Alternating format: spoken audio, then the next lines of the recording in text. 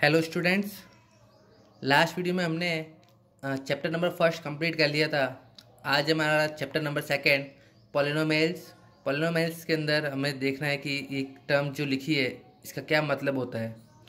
तो हमने लास्ट जो पिछली क्लास थी उसके अंदर कुछ एक्सप्रेशन हमने पढ़ी हुई है, जैसे कि हमने एक एल्जेब्रिक एक्सप्रेशन लिख दी है यहाँ पे 3x² + 2xy + y² + 3। ये एक एल्जेब्रिक एक्सप्रेशन है। इस एल्जेब्रिक एक्सप्रेशन के अंदर हम देखेंगे कि कुछ जो टर्म्स हैं उनको क्या कहा जाता है। तो जो न्यूमेरिकल डिजिट होती है, जैसे कि ये क्या है, न्यूमेरिकल डिजिट है, इसे बोला जाएगा कांस्टेंट टर्म। क्या बोला जाएगा? Constant term. कांस्टेंट टर्म क्यों बोला जाता है इसको? क्योंकि इसके साथ कोई वेरिएबल मल्टीप्लाई नहीं हो रहा। इस पूरी टर्म को क्या बोलेंगे? Constant term. ओके। तो वेरिएबल क्या होता है?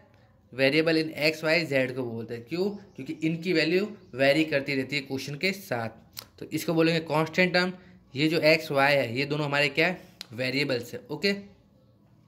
और सबसे आगे लिखा है हमारा 3x²। इस 3x² में एक चीज़ ध्यान देने की बात है, ये जो x² जो वेरिएबल है, इस वेरिएबल के साथ क्या मल्टीप्लाई हो रहा है? 3। तो 3 क्या हो जाएगा? x² का कोफिशिएंट कहलाएगा। क्या कहलाएगा? कोफिशिएंट कहलाएगा। x² का कोफिशिएंट कौन है? 3। मतलब जो वेरिएबल के मल्टीपल में होगा वो क्या हो जाएगा? हमारा कोफिशिएंट हो जाएगा। ऐसे ही नेक्स्ट टर्म के अंदर हमें अगर पूछा जाए x और y का कोफिशिएंट क्या है, तो x और y से कौन मल्टीप्लाई करवा रहा है? 2। तो 2 को क्या बोलेगा? x और y का कोफिशिएंट बोला जाएगा। ऐसे अगर पूछ ले जाए कि x का कोफिशिएंट क्या है इसके अंदर, ओनली किसका पूछा जाए?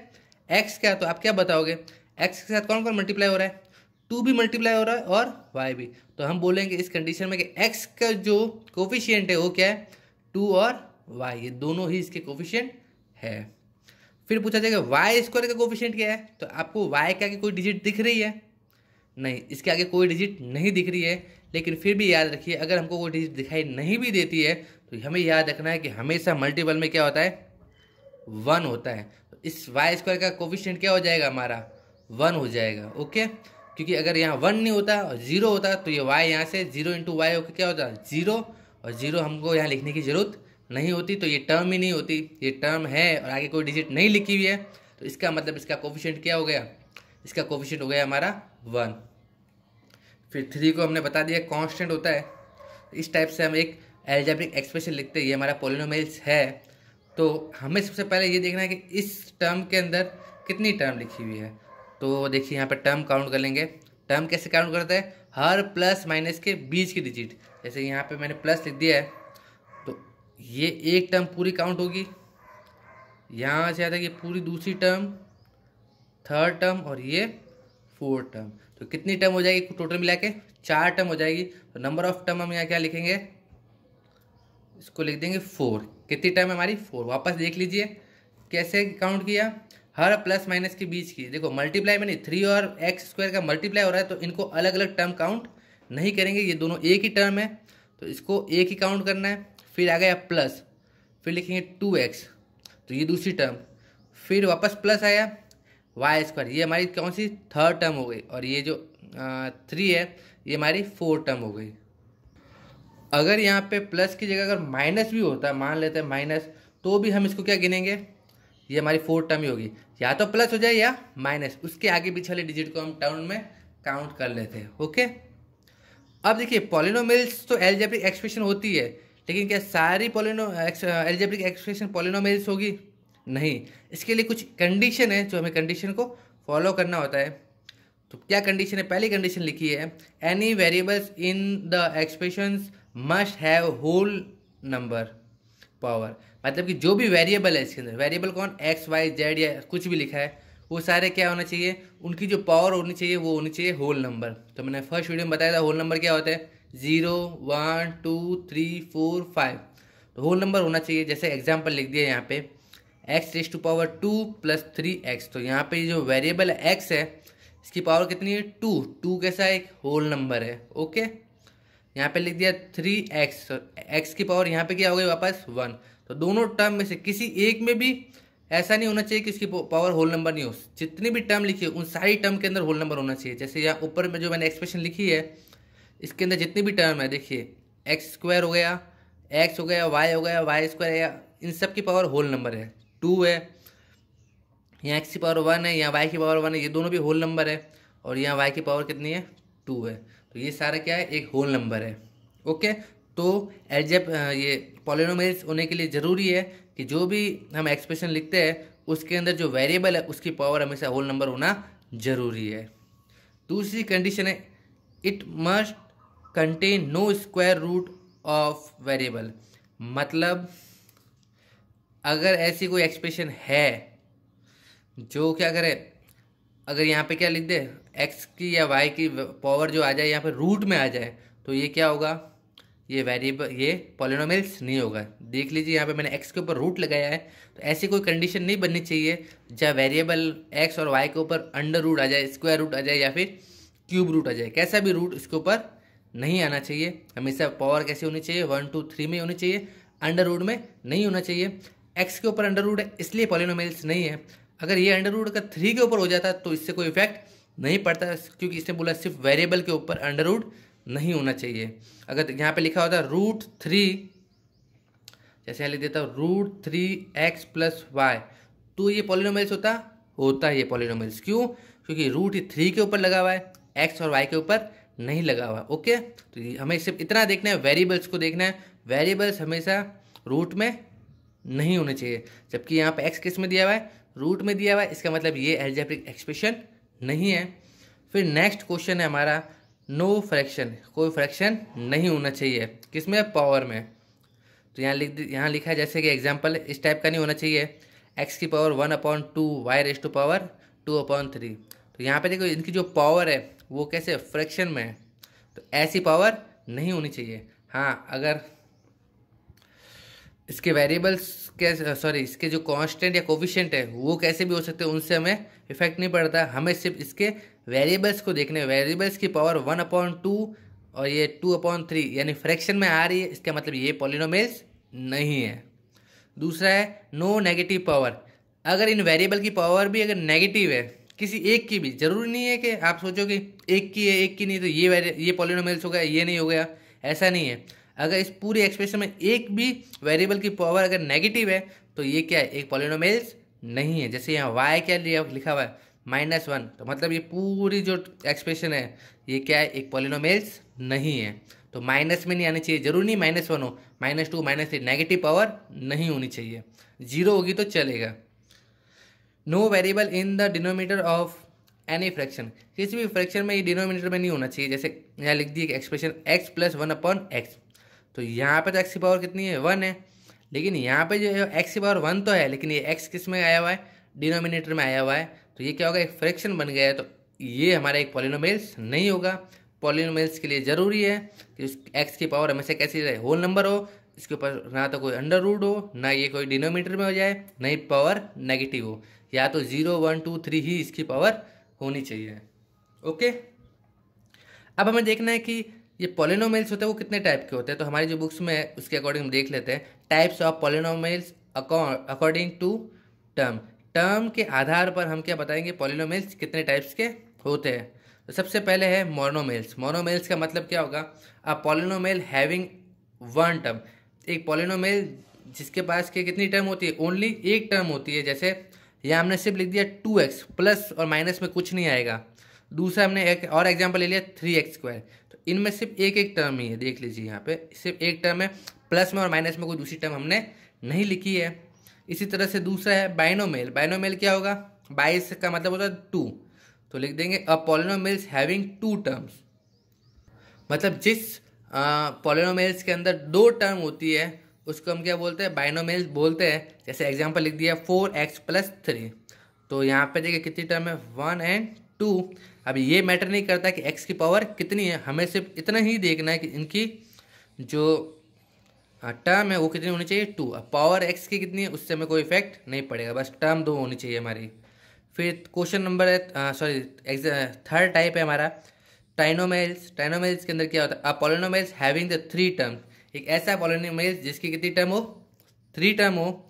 एग्जाम्पल लिख दिया है जैसे 2x² + x + 1, तो कितनी टर्म हो गई, देखिए यहाँ पे 1 2 3। ओके, कितनी टर्म हो गई है, 3 टर्म हो गई है। क्यों, क्योंकि यहाँ पे दो वेरिएबल आ रहा है और एक कांस्टेंट आ रहा है और प्लस माइनस बीच में, इसलिए 1 2 3 काउंट करने पर कितनी हो रही है 3, तो इसको बोलेंगे ट्राइनोमियल। एक फोर्थ है हमारा जीरो पॉलिनोमियल। जीरो पॉलिनोमियल्स क्या बोलते हैं, उसको बोला जाएगा जहाँ पे क्या आ जाए वैल्यू जीरो, मतलब कि कोई एक्स वाई जेड नहीं है, अगर जीरो लिखा है उसको बोलेंगे हम जीरो पॉलिनोमियल्स, ओनली जीरो आना चाहिए। ओके, फिर डिग्री देखनी है हमने किसी भी पॉलिनोमियल्स की डिग्री क्या होती है। तो डिग्री ऑफ पॉलिनोमियल्स तो क्या होगा, the highest power of variable 3x² plus 4x² minus 8x plus 10, तो यहाँ पे इसको 3 कर देते हैं। तो देखिए यहाँ पे पॉलिनोमियल्स के अंदर जो इसकी हाईएस्ट डिग्री है, हाईएस्ट पावर है, वो इसकी क्या कहलाती है, डिग्री कहलाती है। तो सबसे बड़ी वेरिएबल की पावर क्या है इसकी, ये 1, यहाँ पे x है, हाँ x है, यहाँ पे नहीं दिख रहा है, क्यों, क्योंकि x की पावर क्या है यहाँ पे 0। याद रखना कि कांस्टेंट के अंदर हमेशा x की पावर 0 होती है। 0 से क्या मतलब होता है, हम जानते हैं x की पावर 0, इसका मतलब क्या है, इसकी वैल्यू कितनी होती है 1, और 1 को किसी भी कांस्टेंट में मल्टीप्लाई करोगे तो वो का वही आ जाएगा। यानी कांस्टेंट के अंदर हमेशा x की पावर कितनी होती है 0 होती है, याद रखिएगा, क्वेश्चन पूछा जा सकता है। तो यहाँ पे x की पावर 0, यहाँ पे x की पावर कितनी है, कुछ नहीं दिखाई दे रहा ऊपर, इसका मतलब क्या है, इसकी पावर हो गई 1, इसकी यहाँ पे 2 और x की पावर यहाँ पे क्या हो गई 3। पावर को देखना है, आगे वाले कोफिशिएंट को मत देखिएगा। तो पावर सबसे बड़ी कौन सी है 3, जो सबसे बड़ी पावर है वही इस एक्सप्रेशन की क्या होगी डिग्री होगी, तो इसकी डिग्री क्या हो गई 3। अब हमें देखना है types of polynomials according two degree. Degree के अकॉर्डिंग हमको पॉलिनोमियल्स के टाइप्स देखने हैं। तो सबसे पहले है कांस्टेंट पॉलिनोमियल्स। कांस्टेंट पॉलिनोमियल्स के अंदर क्या होता है, डिग्री 0 होती है। किसकी, यहाँ डिग्री से मेरा मतलब है वेरिएबल का। ओके, तो जैसे मैंने यहाँ पे बताया था, यहाँ पे कोई नहीं था x, तो क्या किया था हमने बता दिया था कि यहाँ x की पावर कितनी है 0। क्यों, x की पावर 0 की वैल्यू कितनी होती है 1, और 1 का वापस 10 में मल्टीप्लाई करेंगे तो 10 ही आएगा, इसलिए यहाँ पे x नहीं लिखा जाता। ओके, तो जब भी x की पावर अगर 0 हो जाए या मैक्सिमम पावर, तो वो क्या होगा, एक कांस्टेंट पॉलिनोमियल्स होगा। जैसे हमने यहाँ पे कोई लिख दिया 3 है, या फिर 4 लिख दे, या फिर 7 लिख दे, तो ये सब क्या है, कांस्टेंट पॉलिनोमियल्स है। फिर है लीनियर पॉलिनोमियल्स। लीनियर पॉलिनोमियल्स का मतलब है जो हमारी जो डिग्री है वो कितनी होनी चाहिए, वो 1 होनी चाहिए। जैसे x प्लस 2, तो इसमें देखो x की हाईएस्ट पावर क्या है 1 है, तो हाईएस्ट पावर ही हमारी डिग्री होती है, तो ये क्या हो जाएगी, एक लीनियर इक्वेशन हो जाएगी। तो अगर आप ये मत सोचिए कि वेरिएबल एक हो, आप इसको ऐसा भी लिख सकते हैं x प्लस वाई। वेरिएबल दो भी होंगे तो कोई प्रॉब्लम नहीं है, क्यों, दोनों के ऊपर इनकी सेपरेट पावर भी मैक्सिमम कितनी है 1 ही है, तो हमें सिर्फ पावर 1 ही रखना है बस।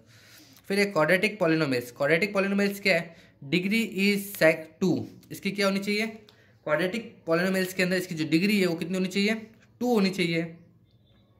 जैसे हमने एग्जांपल लिया 2x² प्लस x प्लस 1, तो सबसे बड़ी पावर क्या है हमारी 2।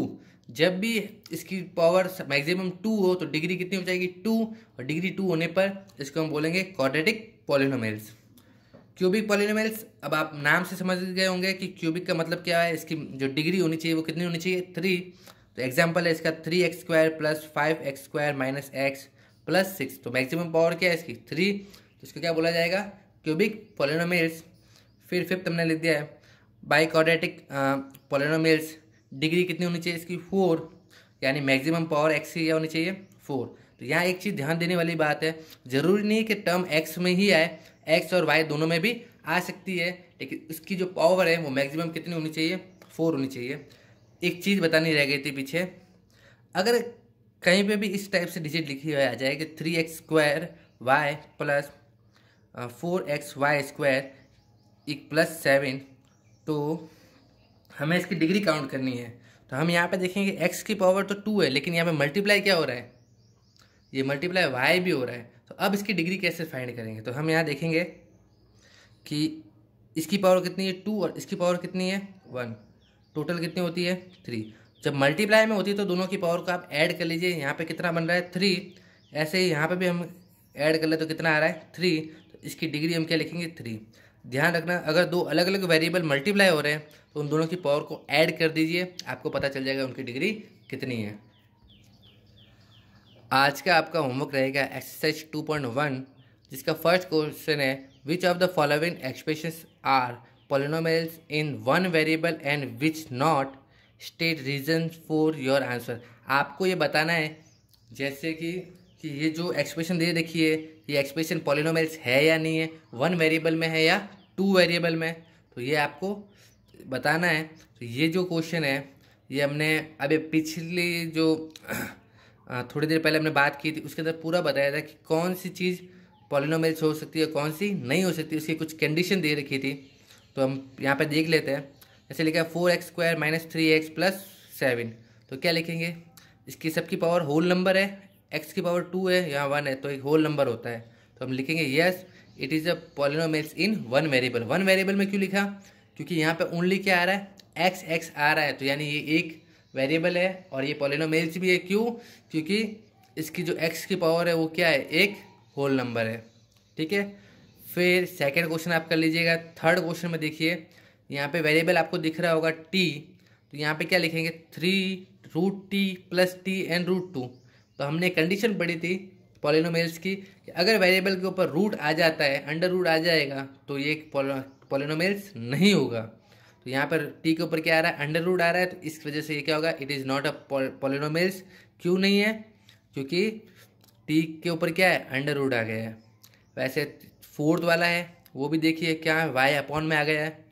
फिर यहाँ पे देखिए यहाँ पे पॉलिनोमियल्स है या नहीं है, पावर सारी होल नंबर है, लेकिन क्या है वन वेरिएबल में है या नहीं है, नहीं। हम क्या लिखेंगे, इन 3 वेरिएबल, तो लिख देंगे पॉलिनोमियल्स इन 3 वेरिएबल। क्वेश्चन नंबर सेकेंड है the coefficient of x² in each of the following. ये जो भी नंबर दे रखे है उसके अंदर आपको सिर्फ क्या बताना है, x² का कोफिशिएंट बताना है। कोफिशिएंट मतलब x² से कोई मल्टीप्लाई हुआ है। जैसे यहाँ पे ये एक्सप्रेशन उल्टी लिख दी है। जनरली हम जब भी एक्सप्रेशन लिखते हैं तो बड़ी पावर को सबसे पहले, फिर उससे छोटी पावर, फिर उससे छोटी पावर, इस टाइप से लिखते हैं। तो लेकिन ये x² से बीच में लिख दिया है, तो हमको बताना है कि x² का मल्टीप्लाई क्या हो रहा है। तो मैंने अभी थोड़ी देर पहले बताया था, अगर आपको मल्टीप्लाई में कुछ नहीं दिख रहा है तो इसका मतलब यहाँ मल्टीप्लाई क्या हो रहा है, 1 हो रहा है। ओके, सेकेंड क्वेश्चन आपको थोड़ा कन्फ्यूज कर सकता है। जैसे यहाँ लिखा है x², आगे क्या आया, माइनस आया है। तो माइनस आया है तो हमें ये देखना है कि यहाँ इसके आगे 1 तो होगा, लेकिन ये 1 पॉजिटिव नहीं होगा, कैसा होगा, नेगेटिव होगा। क्यों, यहाँ आगे क्या आ गया, माइनस। तो हम लिखेंगे यहाँ पे जो x² का कोफिशिएंट है वो कितना है, -1 है। क्या है, -1। -1 क्यों लिखेंगे, क्योंकि पॉलिनोमियल एक्सप्रेशन हमेशा क्या होती है, पॉजिटिव में चलती है। या माइनस आया यानी ये कोफिशिएंट इसका क्या है, नेगेटिव है। इस टाइप से इसमें बता दीजिए इसके आगे क्या मल्टीप्लाई हो रहा है। और इसी टाइप से इसके अंदर आपको x² दिख ही नहीं रहा है, तो मैंने बताया था जब कोई वेरिएबल नहीं दिख रहा होता तो इसका कोफिशिएंट कितना होता है, वो अभी थोड़ी देर पहले बताया था, तो आप इसको कर लीजिए। अगर आपको कोई भी प्रॉब्लम आ रही हो समझने में तो आप नीचे मैंने डिस्क्रिप्शन के अंदर अपना मोबाइल नंबर दे रखा है, तो आप मुझसे वहाँ से कांटेक्ट करके अपनी प्रॉब्लम को सॉर्ट आउट कर सकते हैं।